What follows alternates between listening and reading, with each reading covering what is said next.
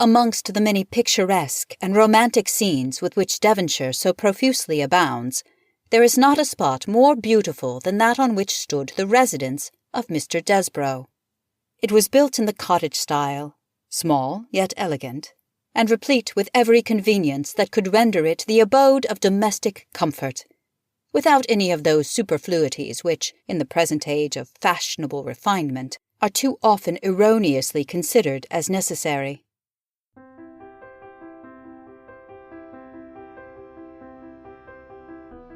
Welcome to the Dybbuk-cast. I'm Aaron Henney, Artistic Director of Theatre Dybbuk.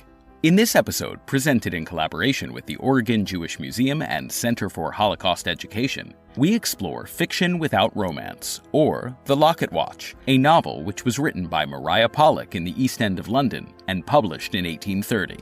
You heard a selection from the novel at the top, and excerpts from the book will be shared throughout the episode. Dr. Heidi Kaufman, Professor of English at the University of Oregon and Regional Museum Educator at the Oregon Jewish Museum, discusses the ways in which the novel, believed to be the first by an Anglo-Jewish writer, upends some of the misconceptions and stereotypes about 19th century life in the East End. And now, Fiction Without Romance. I began working on the East End of London when I found out about an East End author named Maria Polack. Fiction Without Romance, or The Locket-Watch, by Mrs. Maria Polack, in 2 volumes. London, Effingham Wilson Royal Exchange, 1830. I was surprised to learn about the existence of a novelist in the early 19th century East End because so much of the mythology of the East End is tied up with stories about East End depravity, poverty, murder, serial killers, drug addicts, prostitutes. And I really struggled to figure out how there could be an East End author in 1830, but even more than that, how we could have a woman East End author in 1830 in a period when compulsory education had not been invented yet in England and where it was not entirely common to educate girls. So I thought that was pretty odd. And then the fact that she was a Jewish novelist was odd too, because of course novels were not part of Jewish literary culture. And that the first Anglo-Jewish novel was written by a woman seemed really significant to me. Right? So how does this urban Jewish East End author write a novel about a Christian orphan in rural Devonshire in England? The house was situated at the extremity of a lawn, thickly planted on each side with trees that rendered the dwelling impenetrable to the scorching rays of the sun, and afforded a partial light and shade such as nature so deliciously blends, and which can only be truly estimated by the lovers of rural life. Fiction Without Romance is a novel about education. It's spread out over 2 volumes and tells the story of Eliza Desborough, a young girl with a secret past. It's secret to her. Readers find out about halfway through the novel. She's raised in a rural community in England under the direction of her uncle, whom she calls Desborough, the Reverend Howard, and his sister, Mrs. Wallace. Mrs. Wallace serves as Eliza's teacher. And this relationship they have helps to establish the novel's central focus of education, and specifically the education of girls. So in this country setting, in the first half of the novel, Eliza learns subjects that at the time might have seemed a bit racy for girls. She learns about geography, music, history, and poetry, among other things. Mr. Desborough instructed her in English, French, and Italian. Mr. Howard taught her geography, sacred and profane history, and to Mrs. Wallace was left the care of those peculiar branches of knowledge which appertain to female education only. Along the way, the adults in the story engage in debates about why and how to educate girls. So readers begin to see how Eliza's education is informed by some of the leading ideas of the age and some of the leading controversies of the age about what it means to educate girls and what they were being educated for. Then about halfway through the story, we learn the secret of Eliza's past. A calm serenity diffused itself over her mind, and having drawn her chair to the window, she commenced the narrative of her parents' woes and her own mysterious birth. as follows. Eliza's mother, it turns out, died shortly after learning that her husband, whose name was Charles Courtney, was married to another woman at a point when she married him. So in other words, he's guilty of bigamy. The narrative of Edward Frederick Desborough, Esquire, related by himself. Mine, madam, said the lady, is a painful errand. My business concerns us both. I fear we are both the dupes of a deceitful, worthless wretch. Here my sister turned deathly pale. In defense of his sister's honor and in a fit of rage, Eliza's uncle Desborough stabs Courtney. A knife lay on a table near which I stood. I seized it, and in a moment of frenzy, plunged it into his bosom to the very haft. And, believing him dead, flees with Eliza to a rural village where she's raised by the Howards and Mrs. Wallace. So readers learn this story halfway through the novel. I took my precious charge from her nurse, placed myself in a chaise with my poor orphan in my arms, and by easy stages, nothing material having occurred during the journey, we arrived, safe, in Devonshire. Eliza's illegitimacy is a big deal, and it would have been in the early 19th century world in which the novel is set. Polack is therefore challenging the conventional way of seeing illegitimacy as a reason to treat people like Eliza as a second-class citizen. Polack's point is that just because Eliza's mother was duped by a philanderer doesn't mean that she should be treated as less legitimate than anyone else. Even so, replied Mr. Desborough, Eliza is the daughter of the villain Courtney, but she is, unfortunately, illegitimate. Then is she the more to be loved and pitied, said the benevolent Mr. Morland. Nothing can certainly be better intended than the laws against illegitimacy, when taken in a general sense. The stigma which adheres to the offspring of illicit intercourse will sometimes be the means of preventing it. But is a virtuous and amiable individual to be refused the rights to which native worth and refined education entitle her, because her parents— Hold, sir, interrupted Mr. Desborough. Say not parents, I beseech you. Blend not the name of one of the most chaste and lovely of her sex with that of the most consummate villain who ever disgraced creation.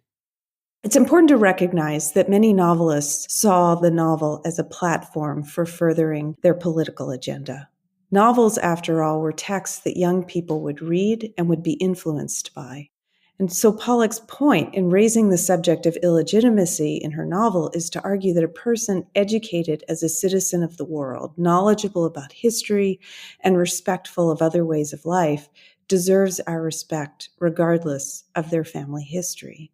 And it's that first half of the novel that I call the English plot because it's set in this rural community in Devon and is anchored by the Reverend Howard and the small Christian village he leads and counsels.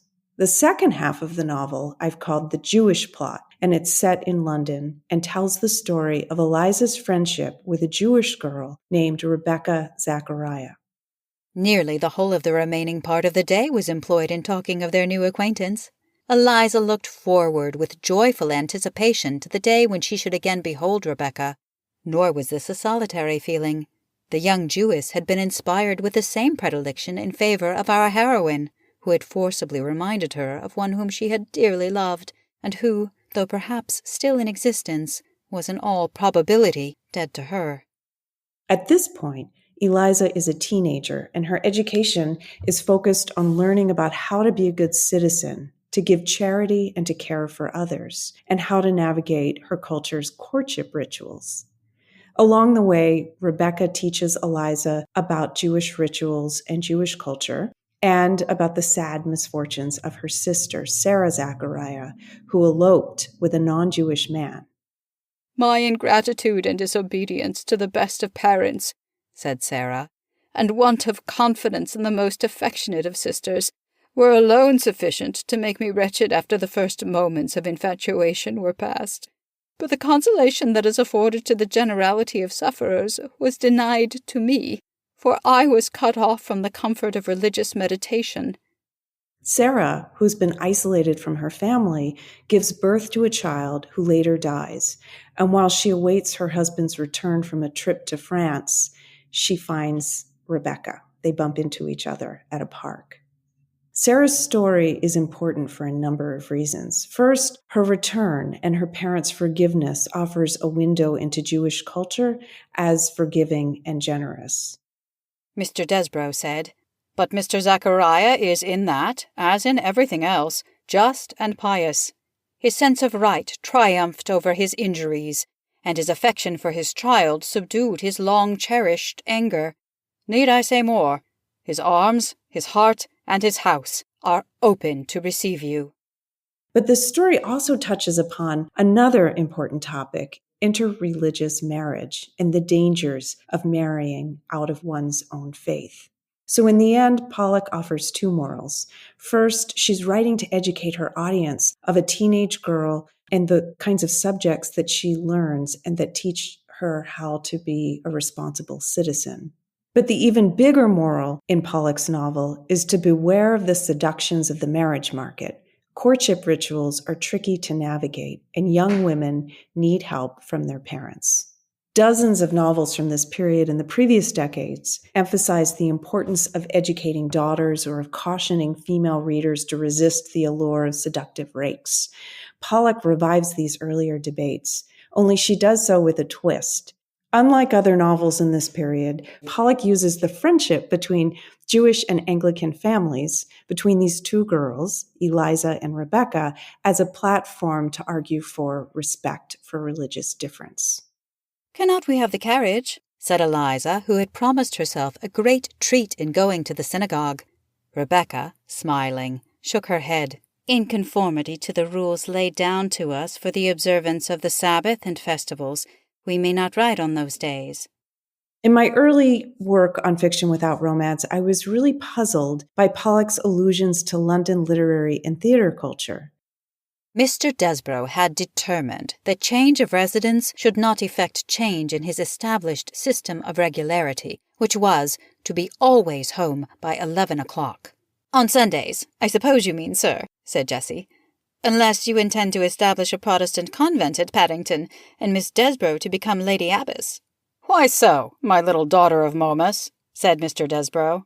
"Because as neither theatre, ball, nor concert can enable you to keep that sober resolution, I conclude you might, by putting Eliza in a nunnery, effectually prevent her partaking of those amusements." So historically, the East End has been remembered by many, or misremembered, as a space of darkness and danger. I had to wonder, how could Maria Polack, an East Ender, have written a novel at all, let alone a novel touching on female education, romance, music, comparative religion, charity, theater, anti-Semitism, and courtship rituals. These were all subjects that Maria Polack was obviously well-versed in. She was obviously well-read, and I couldn't figure out how she might have had access to books or to learning about these subjects. When I began doing research, I wondered if maybe we had the story about the East End wrong. Maybe it wasn't so bad after all. Or maybe Polack was truly extraordinary, a diamond in the rough who'd emerged from poverty and violence, but managed to educate herself and find a way to publish her book. In the end, now that I spent a decade searching for her, I can say both are true. To be the first English Jew to write a novel shows spectacular innovation and commitment, in addition to understanding the powerful role novels play then and now in shaping narratives about the culture. But in many visits to archives, I also began to understand that the prevailing narrative of the East End as a place of depravity and total abjection was just a fiction. It was a sensational story that played well to audiences who were hungry for sordid stories about crime and danger. And of course, once the story of Jack the Ripper began to dominate assumptions people made about the 19th century East End, there was no going back. Jack the Ripper murders again. Double event in London's East End. London Daily Post, September 30th, 1888.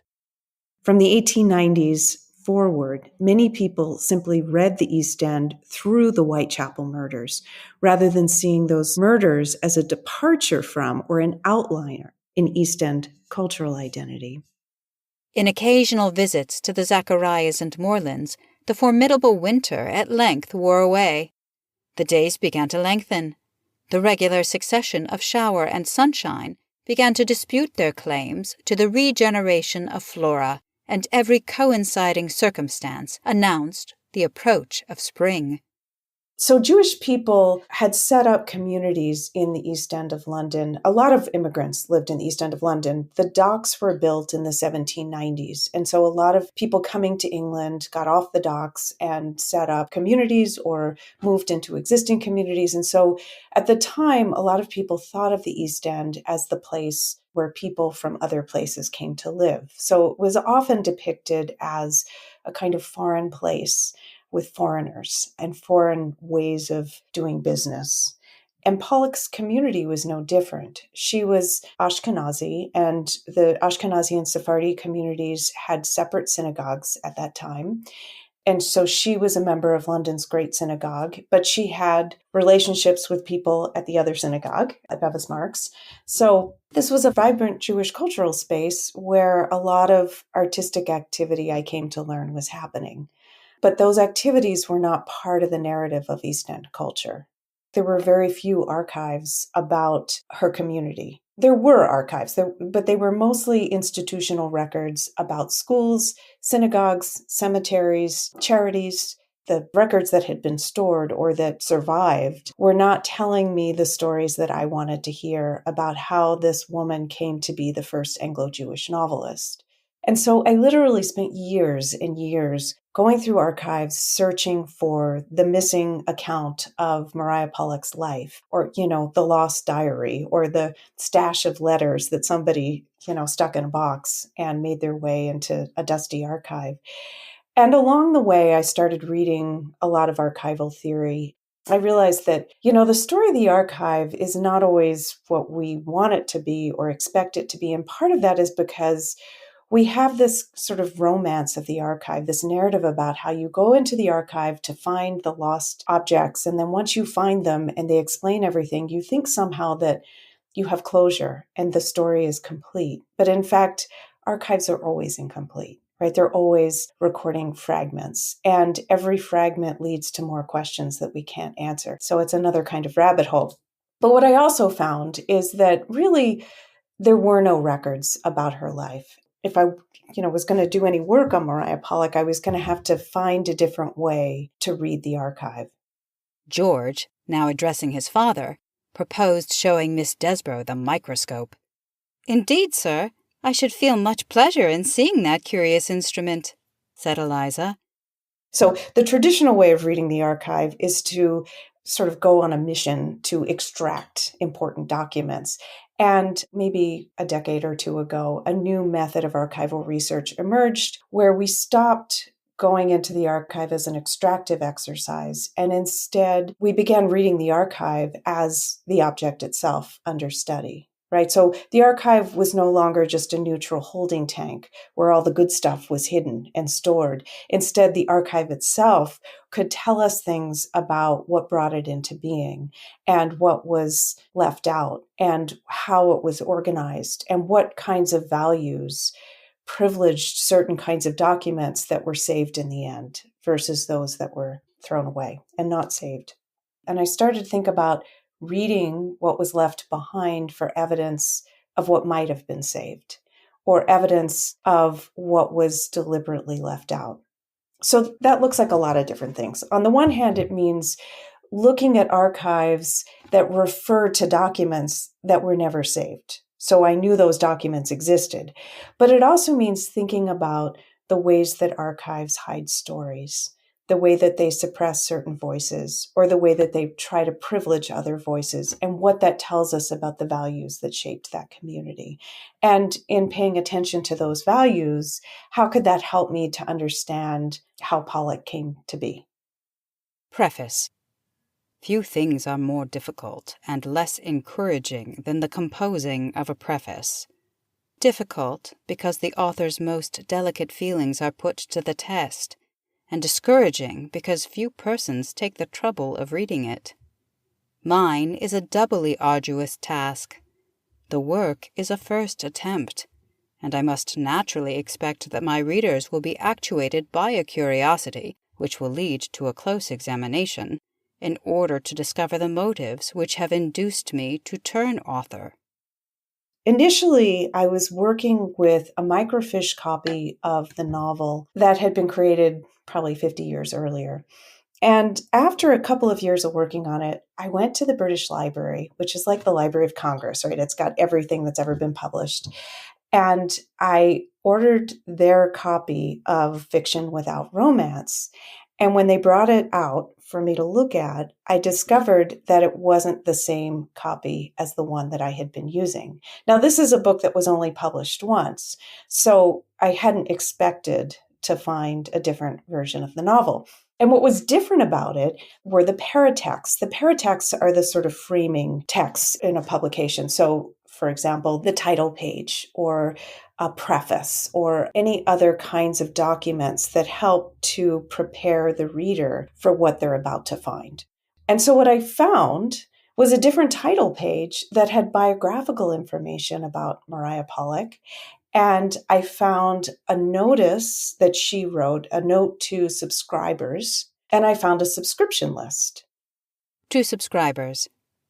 The laying this little work before the public, having been attended with considerable expense, and the number of subscribers not being as large as might have been expected, it is earnestly requested that those ladies and gentlemen who have obligingly honoured the author with their patronage will extend their kindness still farther by not lending their books, as they may be had at most circulating libraries.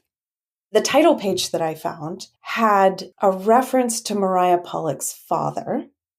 By Mrs. Maria Polack, daughter of the late Mr. Ephraim Polack, printed for the author, 49 Church Street, Minories, by J. Wertheimer, 58 Mansell Street, Goodman's Fields, 1830. It had her address, and it had the address of her printer. And her name was written as Mrs. Maria Polack. So she's writing under the approval, she's telling her audience, of a father and a husband. So even though it was kind of uppity for her to write a novel as a woman and as a Jewish woman, what she's signaling here is that, the men in my life have approved this, so I don't want you to think that I'm doing anything too sordid and out of hand. So she lived in the East End. Her printer was also an East End printer. And then I looked at the subscription list, which subscription is an early 19th century form of marketing whereby an author would gather the names of a group of people who were going to support their literary venture. And in loaning their names to the list, famous people could offer a kind of endorsement. If you're publishing a book and you have like a famous author's name on the back of it who says, this is a great novel, you have to read it. So the subscription list was doing a similar sort of thing. And what was also interesting about that list is that the names of the people were followed in many cases by their addresses. So I started to think about what was going on here with the construction of the East End and with the way the Jewish community, because most of the people on this list were from the Jewish community, what were they telling us by lending their names to Maria Polack to help sell her book? Mr. S. Abrahams, Sun Square. Widow of Colonel Andrews. Mr. Lewis Ahrens. Mr. Ashur, Lemon Street. Mr. Mark Abrahams. Mr. Alexander, Cannon Street. Mr. Lewis Abrahams. Mr. Ansel, Savage Gardens. Perhaps this book, if nothing else, was giving us evidence of the fact that the stereotypes of the East End were wrong. We're nothing more than stereotypes. But they were also telling me something about the way this Jewish community understood the rise of women writers in this period. I discovered that other women were writing plays, and Emma Lyon published a collection of poetry called Miscellaneous Poems in 1812. And Emma Lyon was another Jewish woman writer. So I started to realize that Jewish women in this community were writing literature and were also supporting one another. Emma Lyon's name shows up on Maria Polack's subscription list and on the subscription list for later Jewish women writers. Right. So not only is the community supporting this venture, but other women writers were supporting the emergence of what I came to understand eventually was the rise of Jewish secular literary culture. So these were women writing about secular subjects rather than religious subjects, and they were writing for other reasons besides religious reasons. On the morning that Eliza completed her 13th year, she was surprised on her entrance into the parlor to see a large and elegant pair of globes. She stood for some time gazing on them, but did not speak till her uncle said, "Those globes are for you, my love." So in the 1790s, there were a number of writers, including people like Mary Wollstonecraft, who came forward to argue that girls needed to be educated, and they needed to be educated to be rational creatures. This would make them better wives and better mothers, and that men needed to understand that women were not to be subjugated, right? That women could be their partners in life, their thought partners, and men were not always smarter than women. Women could be just as smart as men. So debates followed, and all kinds of writing emerged about, how would you educate girls to become respectable, enlightened women? And what's really interesting about this novel is that Polack taps into this debate. She tells us in the preface that her novel might be thought out of date because she wrote it many years earlier, but illness prevented her from publishing it. Many of the incidents alluded to in the tale may be thought out of date, as it is now some time since it was written, having been prevented by illness from publishing it when I first intended. So what that tells us is that she was very deliberately tapping into a debate about education and female education. One of the things that happens throughout the novel is periodically Desborough will sort of go off on these tangents about his theory of education and why he believes women need to be educated. And he's almost kind of the mouth of Mary Wollstonecraft.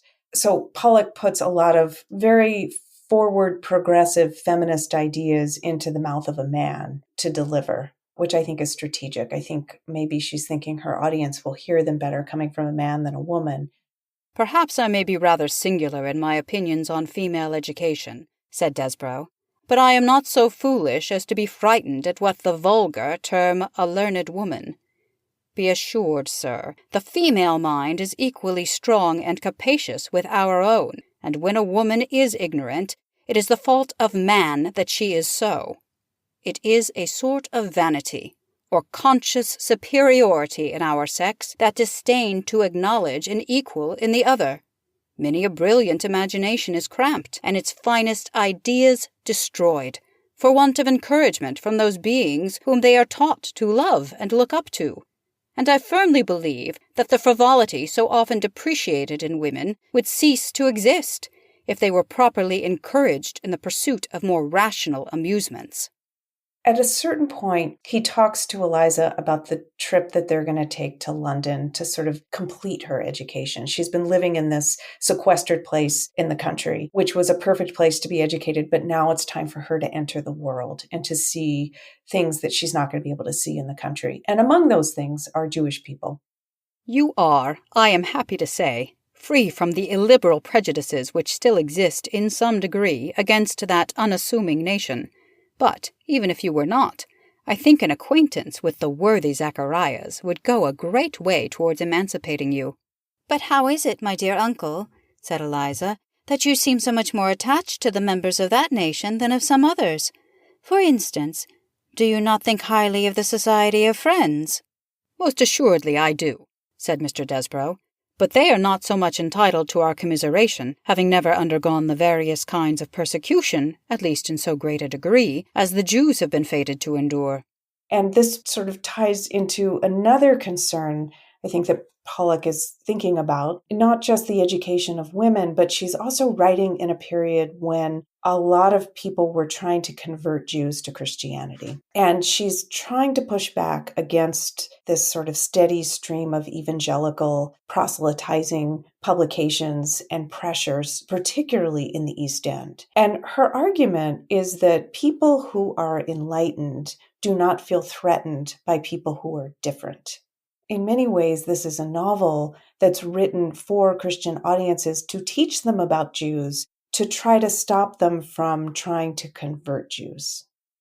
Next morning he received an early visit from Mr. Howard, to whom he communicated the incidents of the preceding day and the invitation for the following one. "I am glad," said that gentleman, "you have informed me of this previous to my writing home, as it must unavoidably defer our departure for at least a day, and I would not lose the opportunity of an introduction to your Hebrew friends on any account. They are a people of whom I have heard much but seen little, and I am led to believe, from several circumstances that have occurred within my own knowledge, they are becoming more enlightened." "I fear, sir," said Desborough, smiling, "it would offend my friend, Mr. Zachariah, if he heard you speaking in this way." Maria Polack publishes Fiction Without Romance in 1830, and this is an important date because in the years immediately preceding this, several important novels were published that looked specifically at the relationship between Jews and Christians in England. The first one was Maria Edgeworth's novel Harrington, published in 1817, that depicts a Jewish woman named Berenice Montenero, a Sephardi Jew, who it turns out isn't Jewish, she's converted. But it's a novel that looks at the place of Jewish people in British culture and whether they can become English. From Harrington, Chapter 2. What have we been talking of? The Jews, to be sure, Papa. Right, cried my father. And what about them, my dear? Whether they ought to be let to live in England or anywhere. Right again, that is right in the main, cried my father, though that is a larger view of the subject than we took.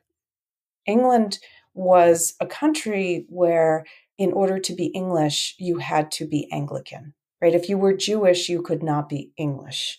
So the place of Jews in this country wasn't just about how are Jews going to become Anglo-Jewish, and it wasn't just about how are Jews going to fit into the British public sphere.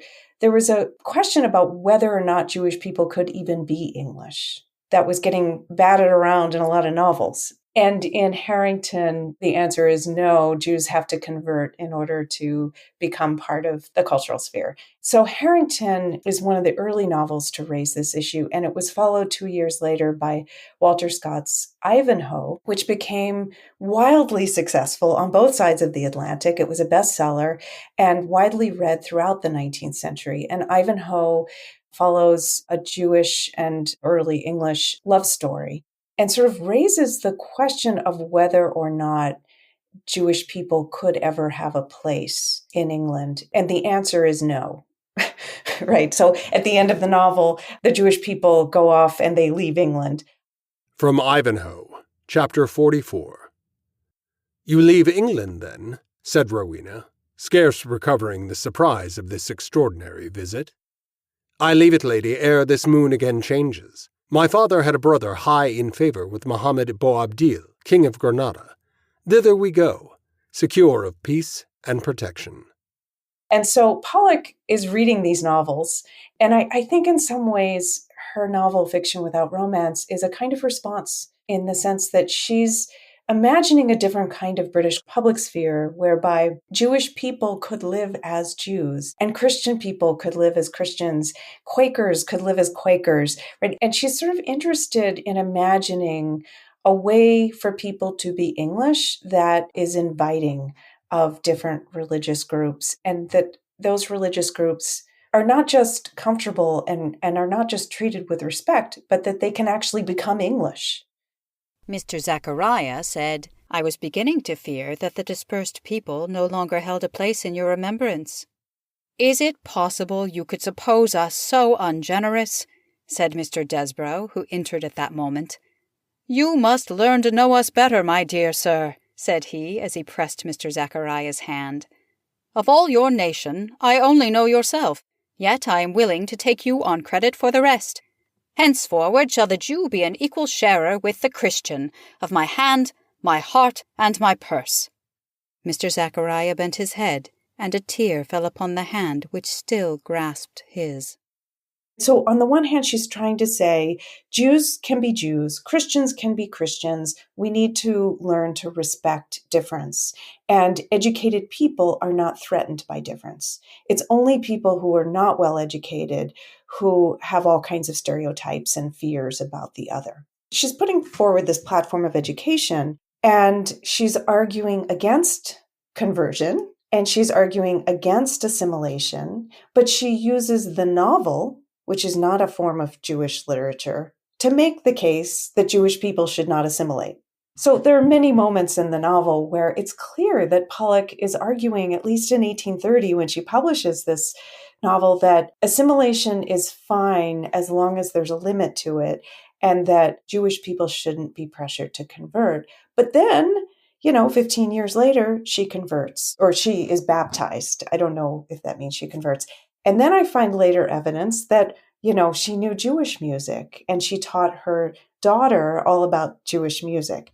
It's clear to me that she lived in a Jewish community. She was active in the synagogue. She wrote an anti-conversion novel and an anti-assimilation novel and was then baptized. And so I had to figure out how to line up all of these pieces. And I finally landed in thinking that, I don't think her baptism was undoing any of the messages she was putting forward in her novel.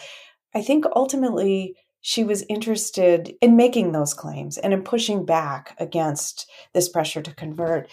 But I also think that maybe for her, and I found evidence of this with other Jewish people in this period, that the categories were a little bit more fluid for this community as they were trying to figure out, what does it mean to be Anglo-Jewish? In this country, said Mr. Zachariah, though tolerated, we are still not an accepted people, and those very laws which prohibit our becoming active members extend to us the most unlimited protection. It therefore behoves us to respect the existing government, whatever may be its tendency, and to be particularly circumspect in the publishing of our opinions. This, sir, is my father's resolution, and I make no scruple in confessing it to be mine also. How do you become English without losing your Jewishness?